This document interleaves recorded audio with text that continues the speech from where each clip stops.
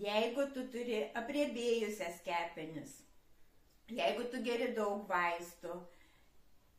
tai būtina valyti kepenis. Aš irgi jas turiu apriebėjusias ir kai nueini pas gydytoją, tai sako, nieko čia tokio, čia visi taip turi tas apriebėjusias kepenis,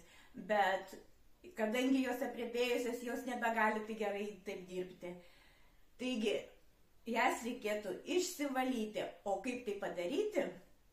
aš suradau topinį produktą, kuris ne tik valo kepenis, bet ir stiprina visą mūsų žarnyną, išvalo ir stiprina gerasias būtent bakterijas, o kada jos stiprios, kada jų yra užtektinai, nes 80% gerųjų bakterijų turėtų būti mūsų organizme ir mes jų ten turime iki 5 kg. Tai kada jos stiprios, jos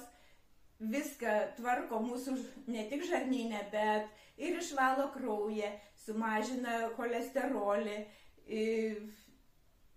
cukrų reguliuoja, taip pat sureguliuoja ir mūsų svorį. Taigi, jeigu tau įdomu, parašyk žinutę noriu, pasiek mane socialiniuose tinkluose,